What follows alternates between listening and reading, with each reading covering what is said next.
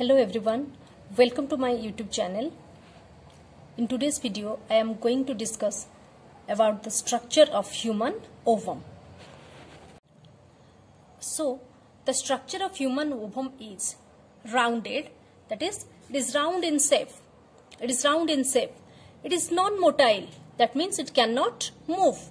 It is alacithal because it do not contain yolk, or it is without yolk, and it is non-cleodic, or human ovum is non-cleodic, that means it is not covered with a hard shell, or it is without shell.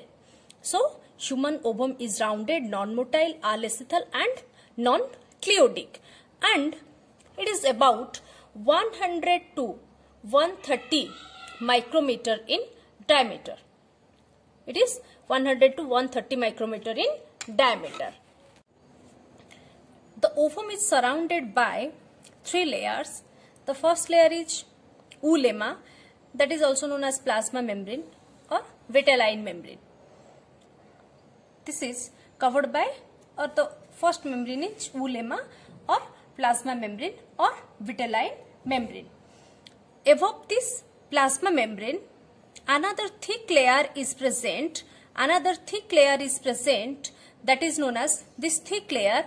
This thick layer is known as zona pellucida, and outer to zona pellucida, another layer is present. Another thicker layer is present. This layer is known as corona radiata. This layer is known as corona radiata. So, egg is covered by three membranes. One is oolemma, zona pellucida and corona radiata. So, inside the oolemma, this is the oolemma, cytoplasm is present.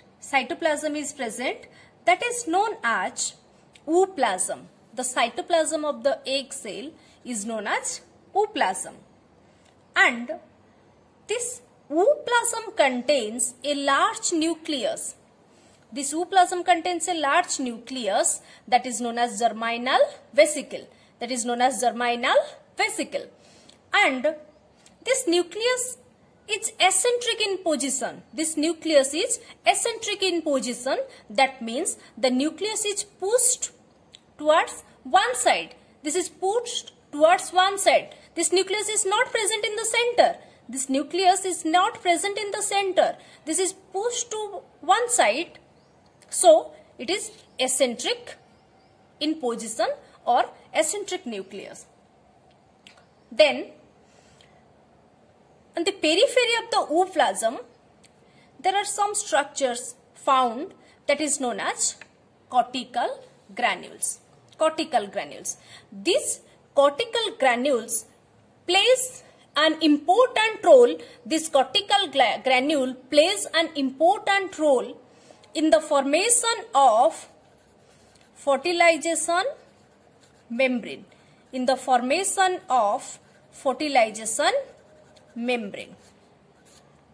That is, after the entry of sperm, this membrane is formed that prevents further entry of sperm into the ovum.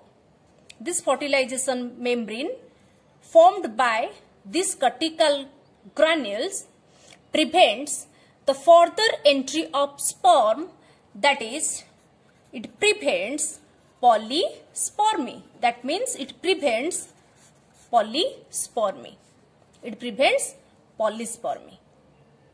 Then, outer to this oolemma or vitelline membrane, another thick non-cellular layer is present. This non-cellular thick layer is present, that is known as zona pellucida. And this zona pellucida is secreted by the follicular cells. The follicular cells or granulosa cells present surrounding the ovum secretes the zona pellucida layer.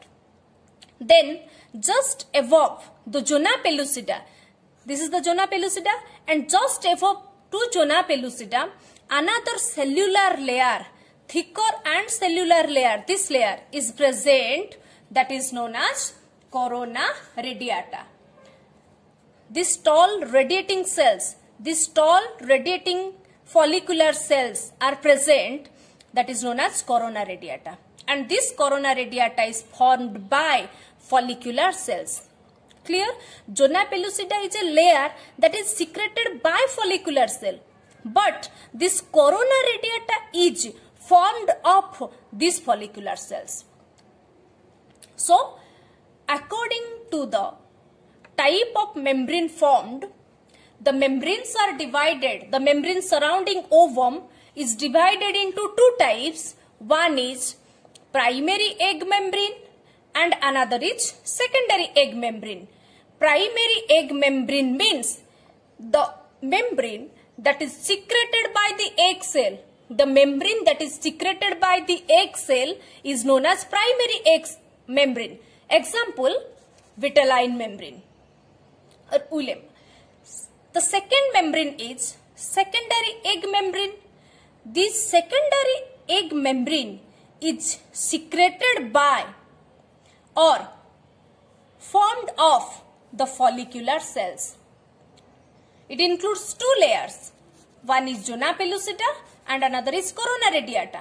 This zona pellucida layer is secreted by the follicular cell, whereas the corona radiata is formed of these follicular cells. So, there are two membranes, that is primary egg membrane and secondary egg membrane. One more thing you have to remember, this eccentric nucleus, or because of the eccentric position of the nucleus, the egg has polarity. The egg has polarity. That is, the side where the nucleus is present, the side where this nucleus is present is known as animal pole, and the opposite side, suppose this side, is known as vegetal pole. So always the sperm enters into the ovum through this animal pole. This eccentric position of the nucleus, due to the eccentric position of the nucleus, the egg or ovum has polarity. That means the side where the nucleus is present, this side where nucleus is present is known as animal pole and the opposite side is known as vegetal pole. Sperm enters into the ovum through this animal pole. Thank you for watching this video.